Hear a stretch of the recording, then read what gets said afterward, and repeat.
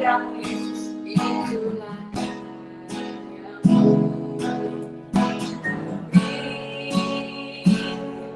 kesempatan yang baru dan ku ingin mengenalmu Tuhan lebih dalam dari semua yang ku kenal.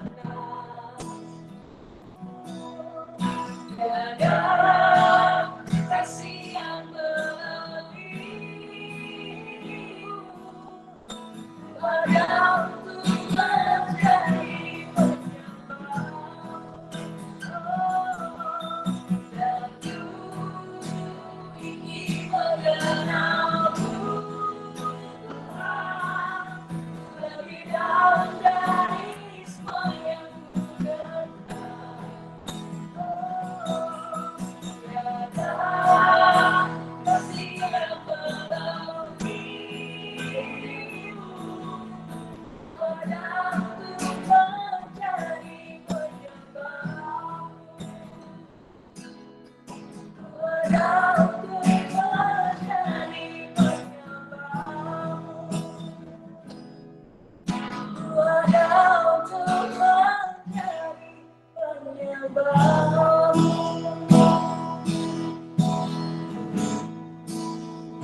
Hati kami Tuhan, bila kami anak-anak yang merindukan Engkau, kami bersyukur Tuhan kami boleh menyembah Engkau malam ini.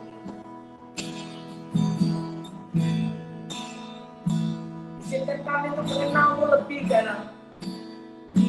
Siapkan telinga kami, hati kami, pikiran kami, biarkan segala sesuatunya boleh berfokus hanya kepada Tuhan. Dalam nama Tuhan Yesus, biarkan apa yang dari Allah yang jadi atas hidup kami, dan bukan dari Tuhan yang hari keluar saat ini juga dalam nama Tuhan Yesus. Kami serahkan ibadah ini dari awal sampai akhir. Kami serahkan firman setelah ini ke dalam tangan Tuhan. Biar kau Tuhan yang berbicara, kami mau mendengar, dan kami mau melakukannya Tuhan. Dalam nama Tuhan Yesus, kami berdoa ucap syukur, haleluya. Amin. Ya, shalom semuanya. Mana suaranya? Shalom.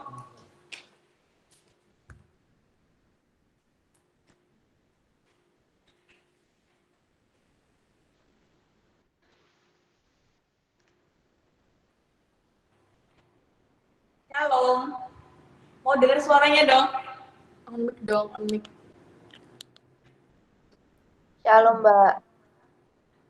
Shalom. Halo. Yang mana aku ini? Gimana kabarnya semuanya? Everything is okay. Ya, ada yang tahu malam ini temanya apa? Tema lo ya.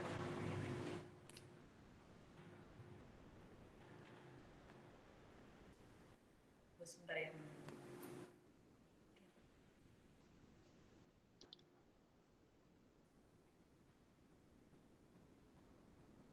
Ya, kita mau bahas tentang kasih Tuhan di hidup kita dan di keluarga kita. Untuk mulai firman malam hari ini kita mau sama-sama buka Alkitab. Ada yang punya Alkitab di rumah? Adakah Alkitab buku? Kita mau buka Amsal 17 ayat 6.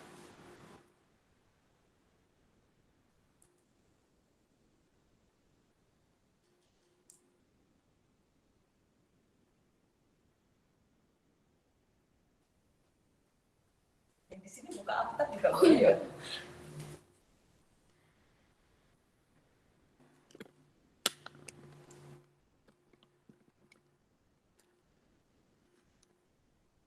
Amsal 17 ayat 6. Ada yang mau bacakan? Ada dong. Ya, saya semakin besar. Miring, Kak. Oh iya.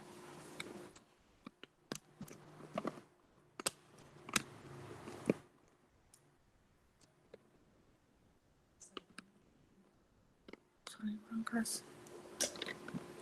Deket nih. Udah kenceng ya suaraku. Dengarkan semuanya.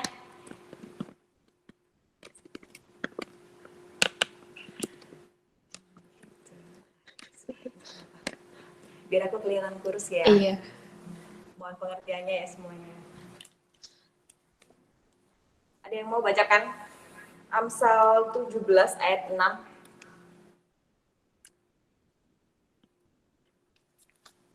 Gak ada. Adakah? Selain Mas Isak ya?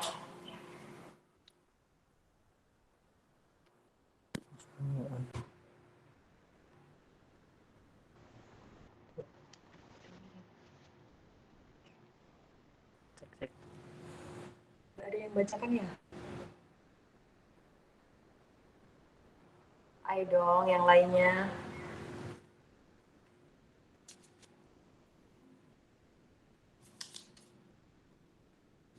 Adakah yang mau membacakan? Kesya?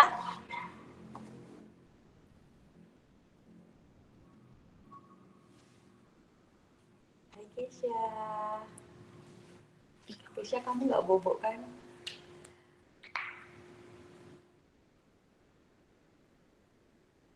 Ayat berapa Mbak tadi nggak dengar? Saya aja Mbak, saya. Oh ya, Pindang. Amsal 17 ayat 6. Kita ulangi ya, Amsal 17 ayat 6. Ya. 11 ayat 6. Mahkota orang-orang tua adalah anak cucu dan kehormatan anak-anak ialah nenek moyang mereka. Amin. Di sini ada dua pokok yang menjadi inti dari satu ayat ini. Saya ulang ya. Oh ya, ini Amsal 17 ini Amsal kumpulan Amsal-Amsal dari Salomo ya teman-teman. Jadi hampir setiap ayat tuh kayak ada yang nggak nyambung gitu loh. Jadi hampir setiap ayat itu punya hikmat sendiri gitu. Kalau Amsal 17 ayat 6 ini saya ulang ya. Mahkota orang-orang tua adalah anak cucu dan kehormatan anak-anak ialah nenek moyang mereka. Di sini Salomo berbicara pada dua generasi sebenarnya. Yang pertama tentang anak-anak muda yang menjadi mahkota orang tuanya. Kemudian kehormatan anak-anak ialah nenek moyang mereka.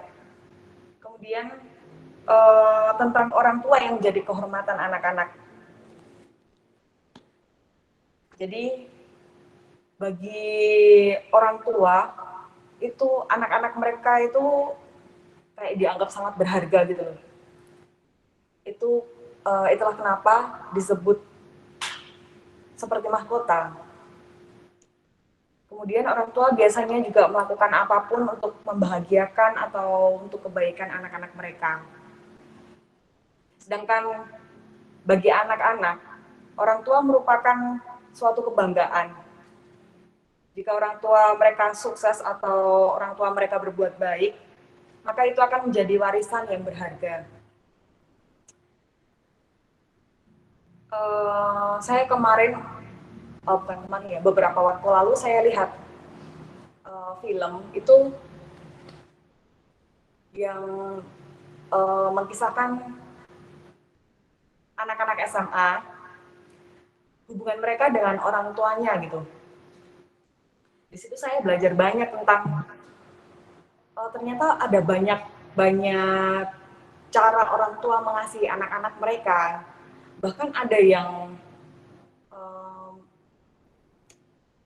jadi kayak memberikan kasih mereka kepada anaknya itu dengan cara yang nggak baik, misalkan dengan memanjakan anaknya. Jadi anak ceritanya ada yang anak orang kaya, terus ada yang jadi anak orang miskin kayak gitu. Dan anak orang kaya itu dia selalu dipenuhi kebutuhannya, tapi ternyata kebutuhan pokok yang dia perlukan yaitu sebuah kasih itu tuh malah apa ya? Jadi kayak tidak disadari oleh orang tuanya gitu loh. Jadi anaknya merasa dia tuh nggak merasa dikasihi sama orang tuanya, padahal orang tuanya itu karena dia mengasihi anaknya, jadi ketika anaknya itu berbuat salah, orang tuanya tuh kayak melakukan segala cara gitu, entah itu dengan uang, membayar guru mereka, kemudian nyogok lah istilahnya. Terus ada anak-anak orang kaya yang lain juga dengan cara yang hampir sama, dengan memberikan mereka fasilitas tapi dengan tuntutan yang banyak, dan itu melukai hati anak-anak mereka juga secara nggak langsung. Nah, di dalam prosesnya, pada kenyataannya itu banyak dari orang tua kita yang nggak sadar gitu, nggak sadar bahwa cara mereka mengasihi itu tidak seperti apa yang kita inginkan. Dan kita sendiri juga kadang juga nggak sadar juga bahwa apa yang orang tua kita berikan itu sebenarnya karena atas dasar mereka mengasihi kita. Di sini saya teringat sama ceritanya Raja Daud. Ada yang tahu keluarganya Daud? Ada yang tahu? Ngacung. Keluarganya Daud. Bapak tahu? Keluarganya Daud. Ada yang tahu anaknya? Tolong speakernya on dong. Anak-anaknya Daud.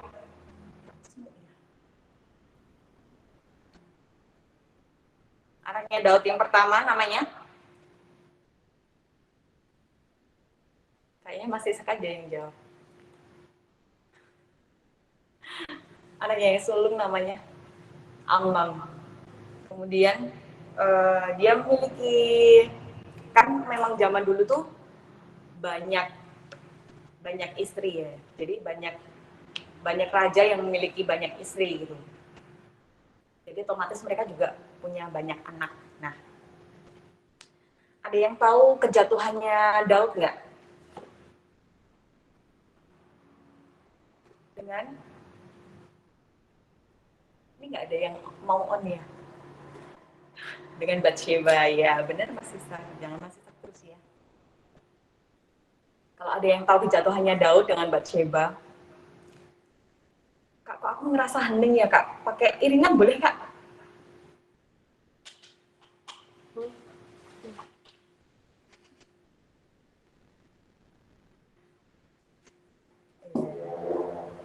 Ada yang tahu kejatuhannya Daud sama Batsheba?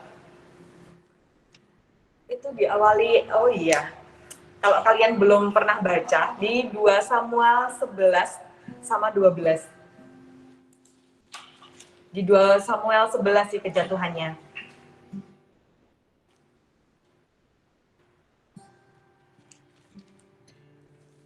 Kemudian di 2 Samuel 12, Nabi Nathan itu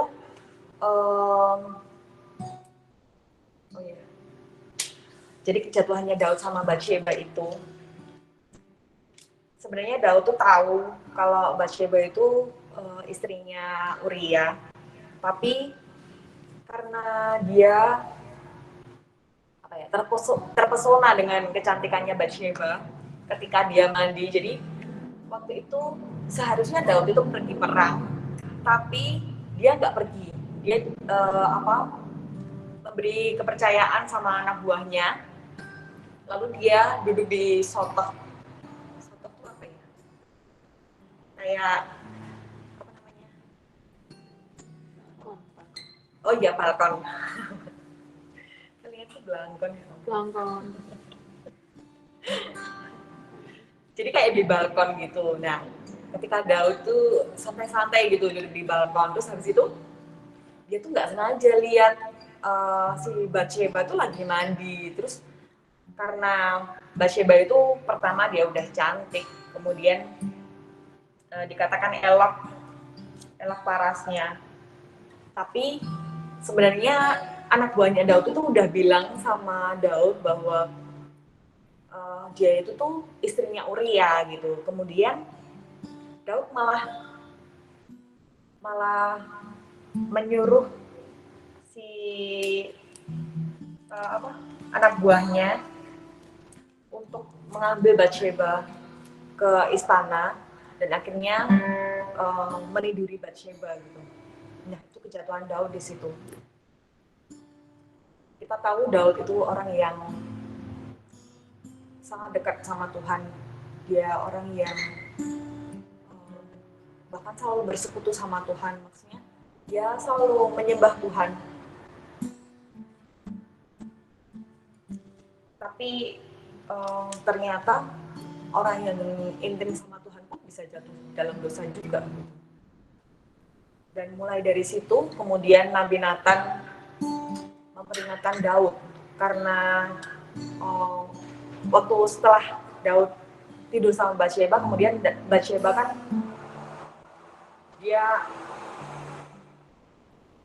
kemudian Bathsheba hamil. Ketika Daud tahu Bathsheba hamil, Daud tuh kayak dia merencanakan untuk si Uria itu setelah dia pulang dari perang, Uria tuh disuruh pulang ke rumah. Tapi karena Uria itu orangnya, kalau dikatakan di Alkitab sih, Uria tuh dia merasa tahu diri, jadi dia nggak mau pulang. Soalnya teman-temannya aja nggak ada yang pulang setelah berperang. Nah, masa si Uria itu mau pulang buat tidur sama istrinya, kan dia merasa kayak yang nggak enak gitu loh sama teman-temannya gitu. Dia merasa tahu, ya aku tahu dirilah raja, dia bilang kayak gitu. Terus habis itu karena Daud merasa Uria tuh orang yang susah gitu, terus dia sampai dibuat mabuk, terus disuruh pulang juga, dia tetap nggak mau juga, ternyata nggak mau pulang. Padahal pikir Daud tuh ketika Uria pulang lalu bisa tidur sama Bathsheba, lalu anak yang dikandung Bathsheba itu tuh biar bisa diakui bahwa itu tuh anaknya Uria gitu loh. Padahal sebenarnya itu tuh anaknya Daud. Terus karena dia nggak mau pulang, sampai 2 kali dia nggak mau pulang, terus akhirnya si Uria itu disuruh ikut perang lagi. Lalu dia bicara sama Yoab. Daud bilang ke Yoab kalau suruhlah Uria itu ke tempat yang paling depan, jadi ke garda terdepan ya, garda terdepan. Dan Daud tuh bilang pokoknya ke tempat yang mustahil si Uria ini bisa menang gitu loh. Jadi memang Daud itu merencanakan supaya si Uria ini harus mati, kamu harus membiarkan dia mati di sana. Daud bilang kayak gitu sama Yoab. Terus akhirnya karena Yoab kan taat sama rajanya ya, dia melakukan apa yang dilakukan, dia melakukan apa yang disuruhkan Daud. Kemudian si Uria matilah di situ. Lalu Bathsheba malah diambil menjadi istri Daud. Terus Nabi Nathan bilang sama Daud, akhirnya Nabi Nathan kayak bikin perumpamaan gitu yang nyinggung Daud. Terus Daud tuh dia nggak sadar kalau dia disinggung sama Nathan. Terus akhirnya Nathan bilang, itu tuh soal kamu gitu, itu perumpamaan ini tuh soal kamu. Terus akhirnya di 2 Samuel 12 keluarga Daud dikutuk di sini, di ayat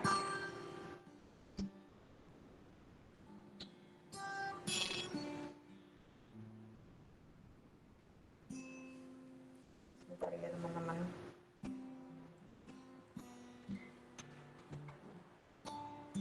Ayat 11 sampai 14. Di ayat 11, beginilah firman Tuhan, bahwasanya malapetaka akan kutimpakan ke atasmu yang datang dari kaum keluargamu sendiri. Aku akan mengambil istri-istrimu di depan matamu dan memberikannya kepada orang lain, orang itu akan tidur dengan istri-istrimu di siang hari. Ayat 12, sebab engkau telah melakukan secara tersembunyi, tapi aku akan melakukan hal itu di depan seluruh Israel secara terang-terangan. Lalu berkatalah Daud kepada Nathan, aku sudah berdosa kepada Tuhan. Dan Nathan berkata kepada Daud, Tuhan telah menjauhkan dosamu itu. Engkau tidak akan mati. Jadi Daud diampuni di sini. Walaupun demikian, karena engkau dengan perbuatan ini telah sangat menista Tuhan, pastilah anak yang lahir bagimu itu akan mati. Di sini anak dan keluarga Daud dikutuk sama Tuhan. Saya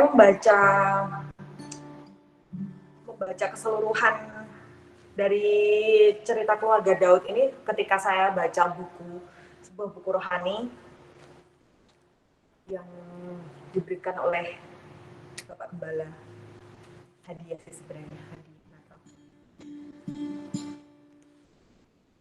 Judulnya Busur yang Patah. Jadi di situ mengisahkan soal keluarga Daud yang runtuh ini. Jadi ketika sebuah busur, yaitu seorang bapak yang tidak bisa menjaga kekudusan dirinya, kemudian keluarganya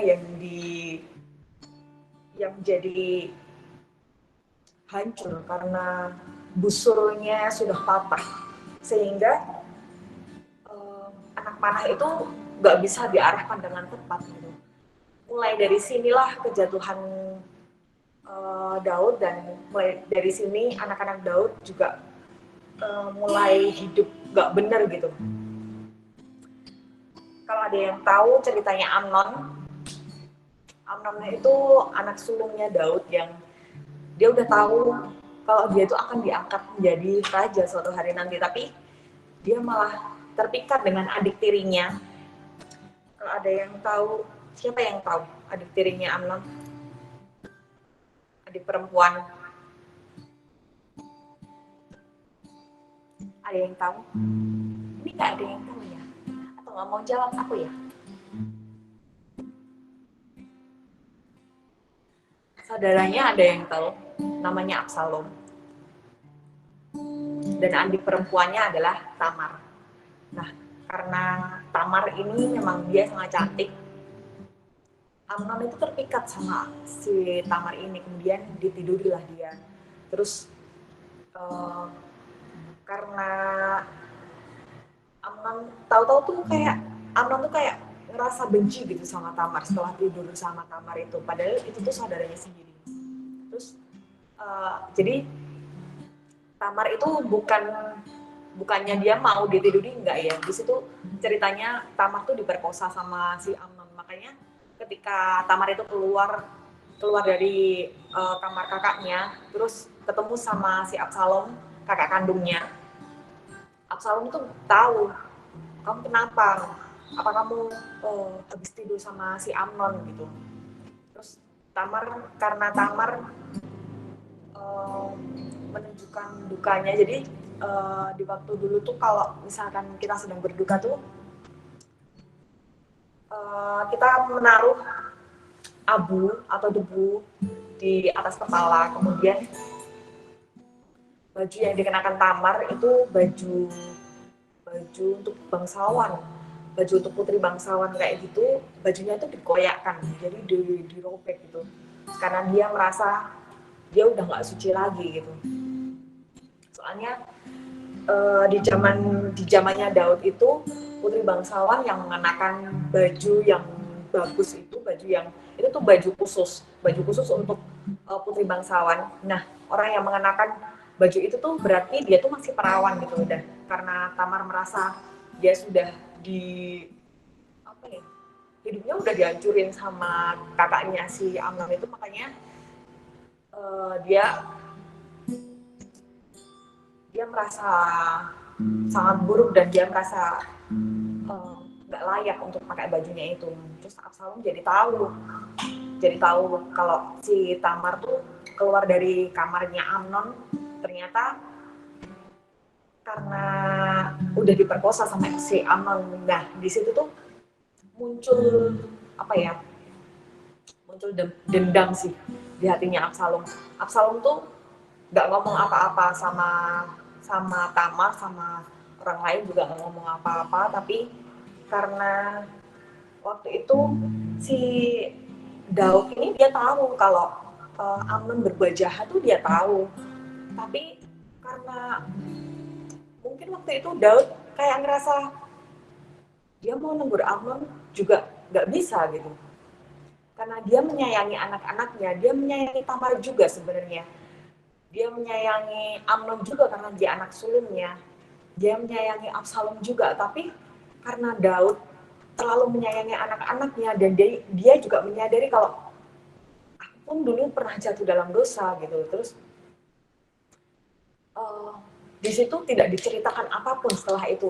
Jadi ketika Daud tahu bahwa Amnon berbuat dosa, dia nggak melakukan apa-apa. Di situ nggak diceritakan apapun. Apakah Daud misalkan menegur gitu aja, enggak gitu.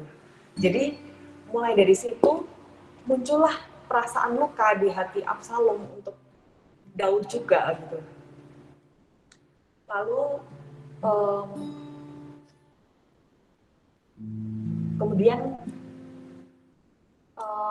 karena Absalom merasa ayahnya ini nggak memberi respon apapun, akhirnya si Amnon dibunuh sama si Absalom.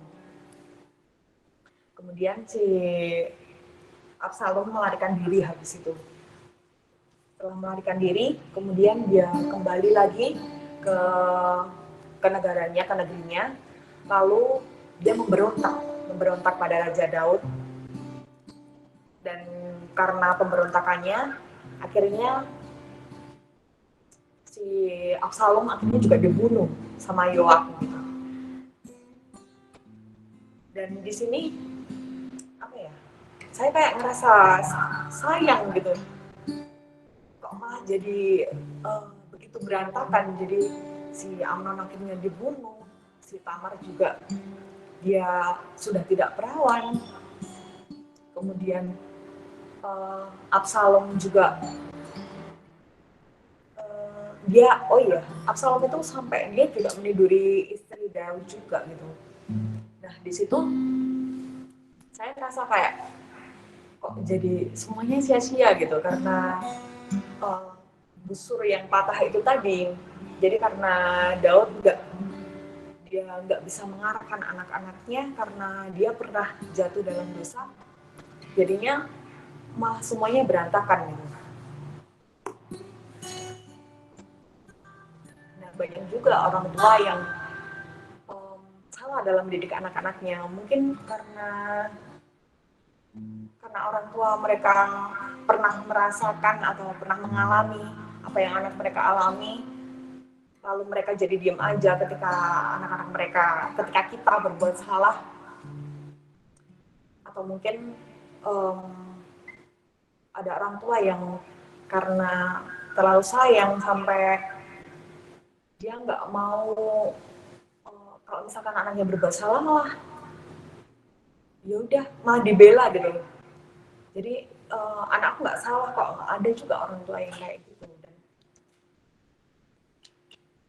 banyak hal yang membuat kita kecewa sama orang tua kita secara nggak sadar.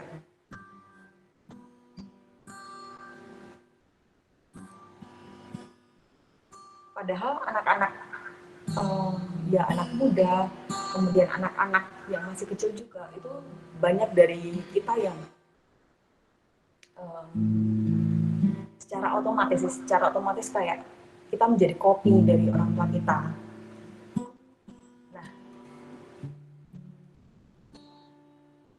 seperti keluarga Daud itu tadi juga, jadi secara sadar atau nggak sadar mereka juga menjadi kopian dari si Daud tadi, tentang kejatuhannya, bagaimana dia meniduri istri orang lain, kemudian bagaimana dia membunuh orang yang tidak bersalah, si Uria gitu. Anak-anaknya juga kayak gitu, mereka juga saling membunuh juga, mereka berbuat yang nggak kudus juga. si Amnon meniduri saudaranya sendiri, kemudian Absalom meniduri istri dari Daud, istri-istri dari Daud. Nah, kita juga banyak dari kita tuh menjadi kopi dari orang tua kita. Dan itu sadar atau nggak sadar. Tapi satu hal yang mau saya tekankan bahwa kita ini anak-anak Tuhan. Jadi kita harus jadi orang yang berbeda.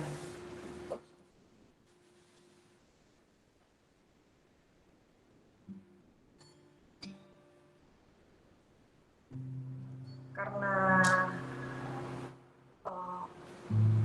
orang-orang di dunia itu mereka mungkin tidak punya buku panduan, nggak kayak kita anak-anak Tuhan yang kita punya buku panduan, yaitu firman Tuhan. Di sini semuanya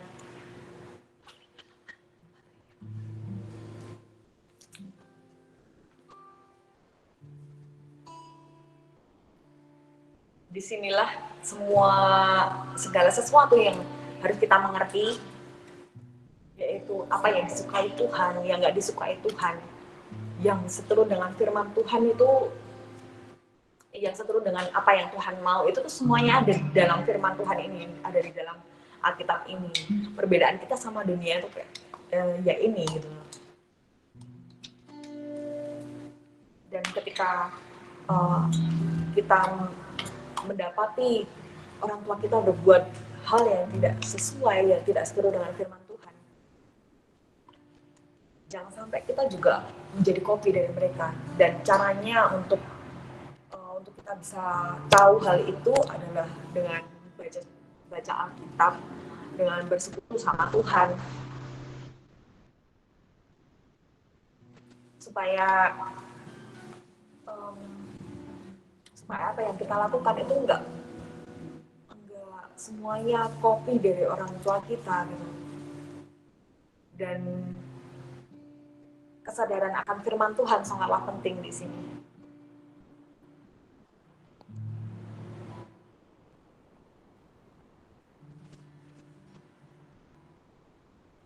Terkadang apa yang dilakukan oleh orang tua kita juga nggak sesuai dengan keinginan kita, dan itu yang sering membuat kita terluka juga.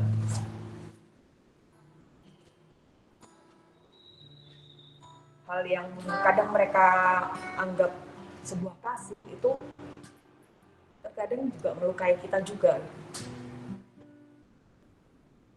Oh ya, saya mau sedikit sharing aja. Jadi dulu waktu adik saya itu masih kecil, kan memang papa saya itu udah meninggal sejak tahun 2003.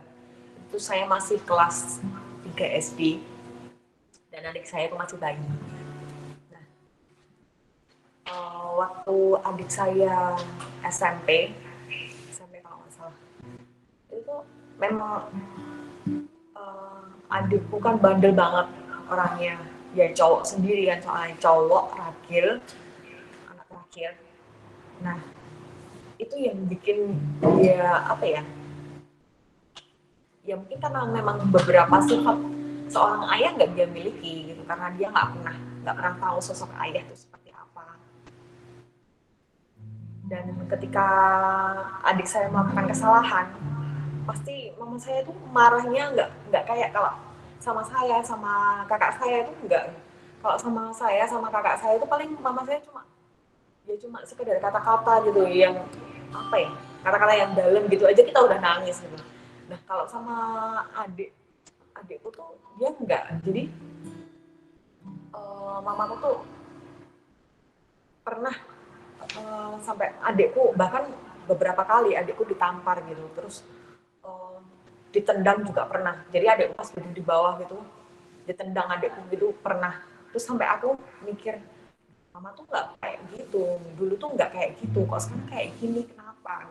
Terus sampai aku akhirnya, karena memang saya kan orangnya nggak bisa apa ya, ngelihat hal-hal yang kayak gitu tuh nggak bisa gitu. bahkan nggak cuma sama keluarga saya aja, sama orang lain kalau saya merasa itu perbuatan yang nggak benar gitu pasti ya saya tegur gitu. Waktu itu saya sampai berani negur mama saya gitu. Saya bilang, mama ini mau potong kok sampai kayak gitu, sakit adekku malah dia malah sing dadi koyo ngono, dia akan menjadi keras juga sama orang lain, dia akan melakukan hal yang sama kepada orang lain kalau orang lain bersalah. Aku bilang kayak gitu. Terus mamaku tuh bilang kayak gini, adikmu keterlaluan ya nakalin. Tapi terus aku bilang, tapi aku sama kakak juga kalau kita melakukan kesalahan mama nggak sampai kayak gitu kok, nggak sampai main tangan. Aku bilang kayak gitu. Terus mamaku bilang, adikmu cowok, dia harus jadi orang yang tegas, dia harus jadi orang yang kuat. Mamaku bilang kayak gitu. Terus dia juga jadi intinya mamaku tuh pengen adikku tuh belajar untuk menjadi cowok pria sejati gitu loh, tapi dengan cara yang sangat keras menurutku. Jadi apa ya, waktu itu aku jadi kayak ngerti kan, waktu itu waktu adik saya SMP itu saya kuliah kayaknya, jadi saya mulai maksudnya berani ngajak ngobrol mama saya gitu.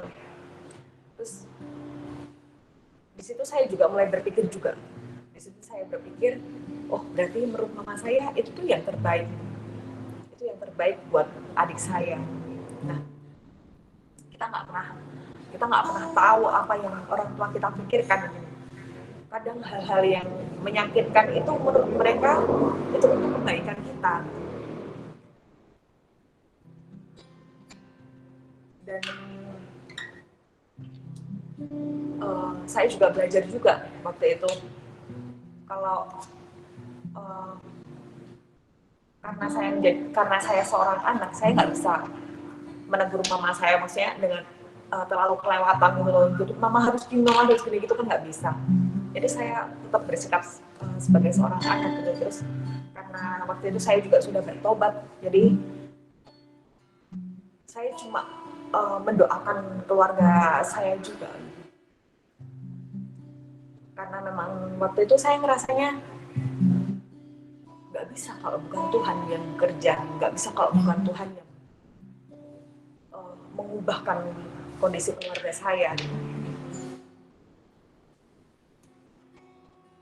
Nah, kita mau buka Efesus 6 ayat 1 sampai 4.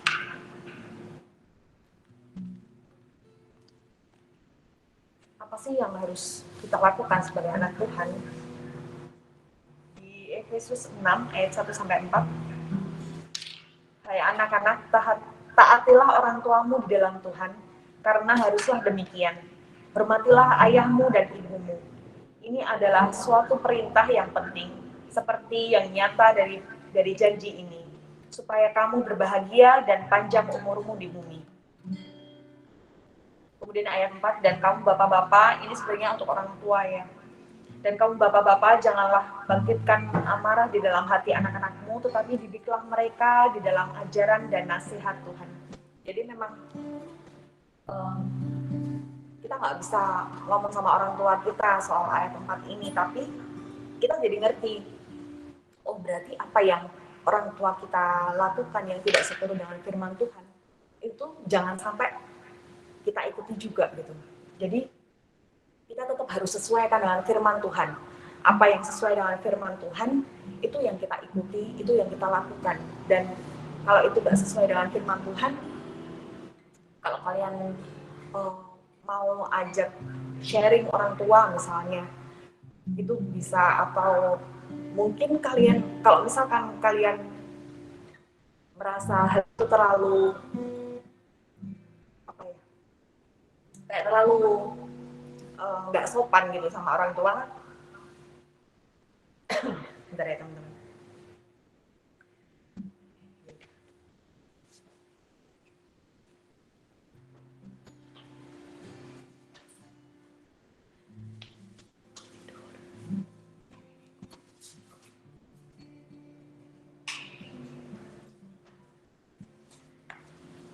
kasih Kakak.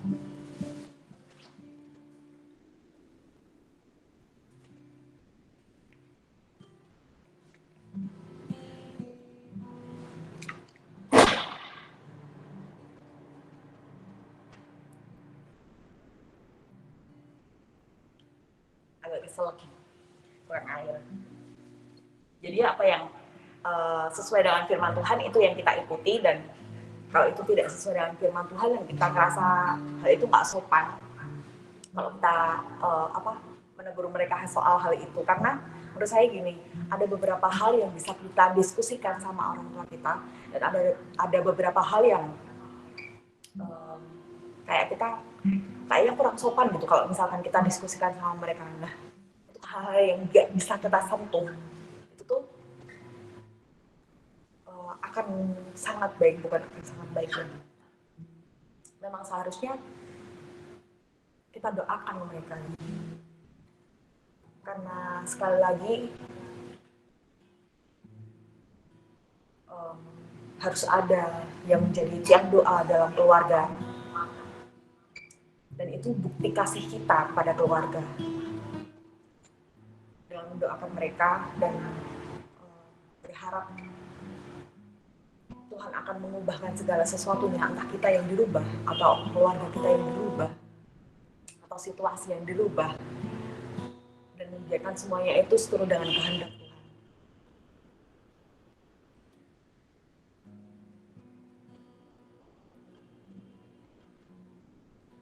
Jadi memang ada part di mana kita ditaruh sama Tuhan di sana, itu selalu ada tujuannya dari Tuhan. Ada part untuk mengasihi, ada part untuk dikasihi, ada part untuk berdoa, dan ada part untuk didoakan. Juga ada part untuk diberkati dan menjadi berkat. Yang jelas dalam segala proses yang kita alami dalam keluarga kita harus ingat bahwa ada Tuhan di sana. Kalau misalkan keluarga kita mungkin jarang bersekutu sama Tuhan, kita tahu hal itu, kita mulai dari diri kita, supaya Tuhan benar-benar hadir dalam keluarga kita. Kita mulai dari diri kita, dari hidup kita.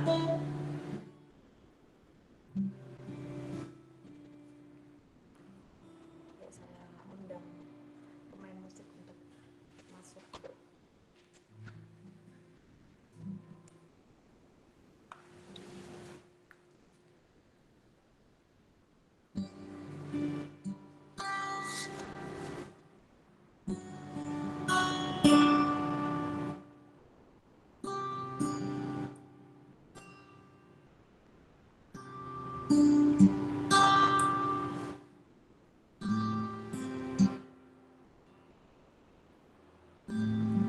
Sama-sama datang di hadapan Tuhan, dan sama-sama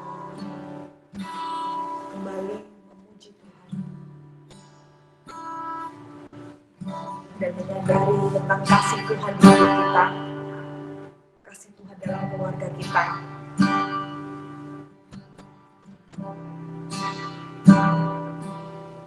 Dan untuk menyadari bahwa Tuhan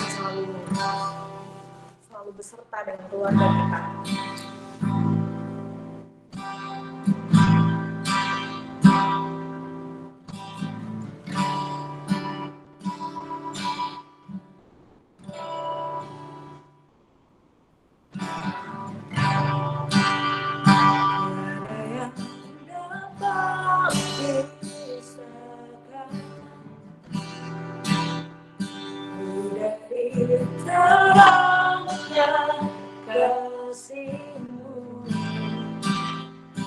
Hadirkan ketenangan yang tak bisa dunia berikan, Tuhan. Tak bisa dunia berikan.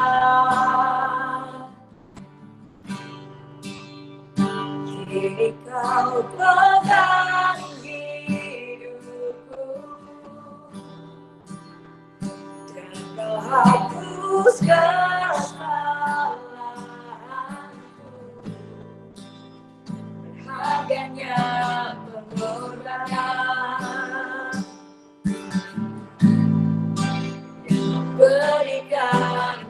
selamatkan. Kau hadir di setiap langkah, ku aman di dalam hadiratmu. Kau buktikan kau setia. Mari angkat tanganmu, saudara. Kau angkat tinggi tanganmu,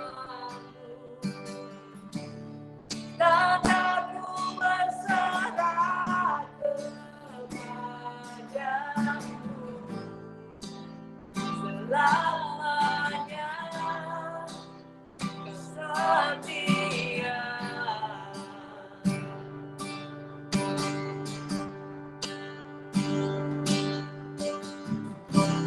Oh, your presence never leave me, and you never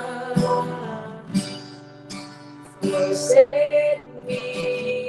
Oh, your presence, oh God, never leave me, never leave us, and you never forsake me.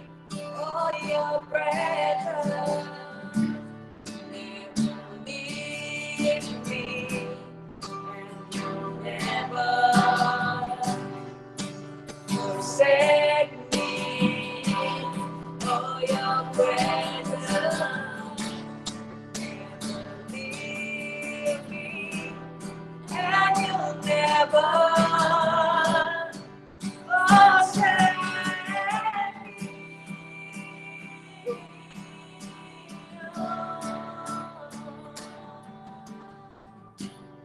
Kau hadir di setiap langkahku, aman dalam hadirat-Mu, Tuhan.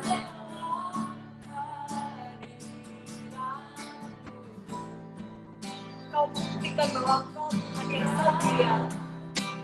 Setia. Kami mau angkat tangan kami, Tuhan. Kau angkat tinggi tanganmu, dan aku berserah kepadamu.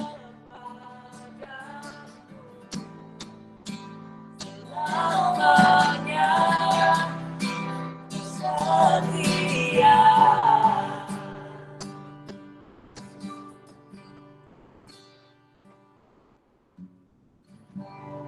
Kau hadir di setiap langkahku, ku mau di dalam hadirat-Mu. Buktikan Engkau setia.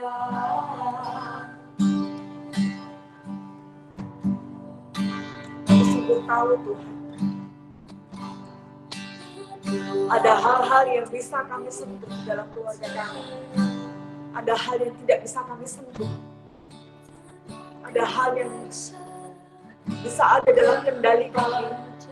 Tapi banyak hal, begitu banyak hal yang ada di luar kendali kami, Tuhan. Meskipun itu tentang keluarga kami, orang-orang yang begitu dekat dengan kami. Tapi terkadang kami tidak dapat menyentuhnya, ya Tuhan. Kami tidak bisa melakukan apa-apa dalam kondisi itu. Kami mau serahkan segala sesuatunya ke dalam tangan-Mu, Tuhan. Mari pulihkan kami, Tuhan. Pulihkan hati kami yang terluka. Pulihkan keluarga kami, Tuhan. Pulihkan relasi kami. Jadikan kami semakin intim dengan Engkau. Jadikan kami semakin intim satu sama lain.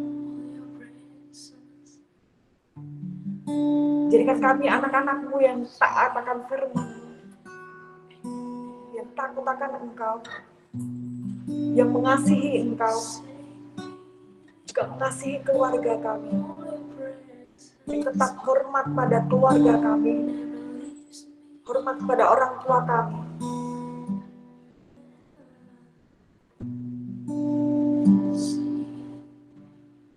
Kami sungguh menyadari Kau Tuhan yang begitu setia.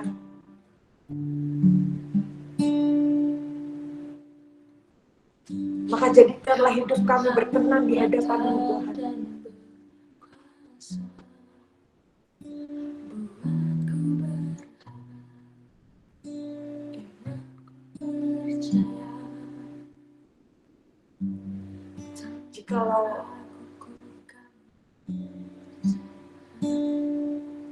Jikalau tidak ada yang bisa kami lakukan sekalipun,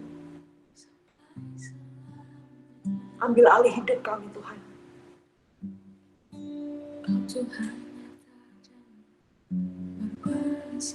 Lakukan segala sesuatunya seturut kehendak-Mu.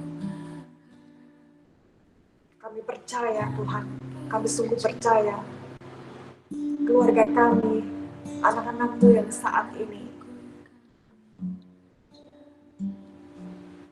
sedang mengikuti ibadah ini.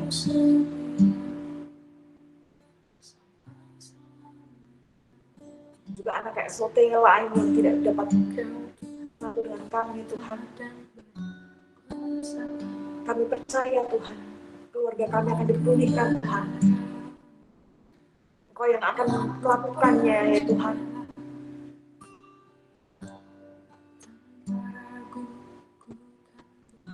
Akan setiap anak-anak-Mu Tuhan yang saat ini sedang mengalami keputusasaan,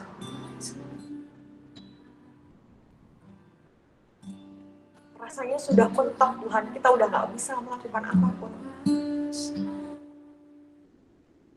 Mau berhadapan dengan orang tua gak bisa,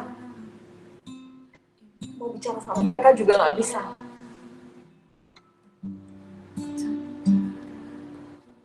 Kami mau serahkan setiap anak-anak-Mu Tuhan ke dalam tangan-Mu. Kami mau serahkan hidup mereka ke dalam tangan-Mu ya Tuhan.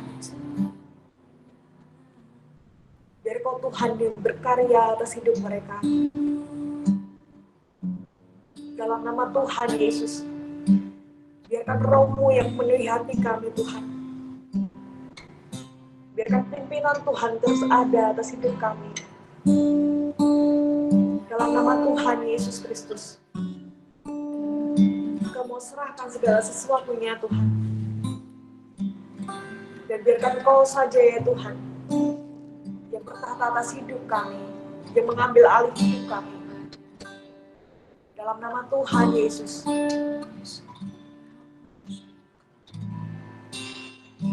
Hamba mau berdoa Tuhan untuk setiap anak-anak-Mu. Mari Tuhan, mari ya Allah, biar Kau Tuhan yang menyertai hidup kami. Engkau Tuhan yang memberkati kami, bahkan setiap langkah kami Tuhan. Kami mau berjalan bersama dengan Tuhan. Dalam nama Tuhan Yesus Kristus, kasih kemurahan Allah biarkan turun atas setiap anak-anak-Mu Tuhan, atas setiap kami hamba-Mu. Terima kasih Tuhan. Terima kasih Tuhan. Haleluya. Amin. Kembali kepada Mas Angga aja. Sudah. On cam dong. Aku lagi. On cam dong semuanya. Asia. Lanjut ini ya. Sebentar ya teman-teman.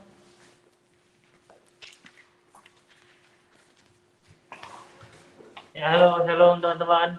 On-cam dong. Mana nih? Siapa nih? Mas Brilian, Mas Joshua, Mbak Josephine, Mbak Dewi, Mbak Arum, Mbak Rindang, Mbak Keisha. Yuk, on-cam. Mana nih? Mau lihat nih. Saya ini.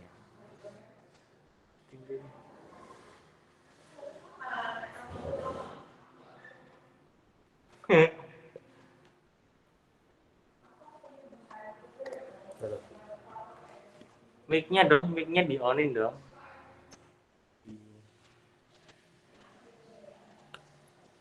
Gimana, Bang?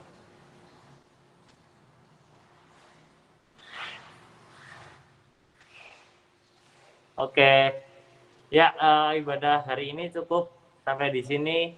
Kita ketemu di ibadah besok hari Minggu di YouTube, ibadah umum gereja kita.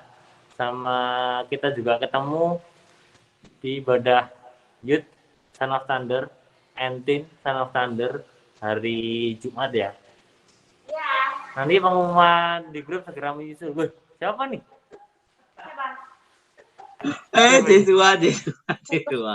Jesua ikut. Wih, oh, oke, siap. Oke, boleh dah, boleh. Doang tadi Boleh, oke. boleh dah. Gak Oke. apa-apa yuk. Oke, itu hai Brian. Oke, sampai ketemu besok Jumat. Udah wes stop, terus closing. God bless, God bless. Yang masih mau di sini nggak apa-apa. Nih, oke, Rindang nih. Dang?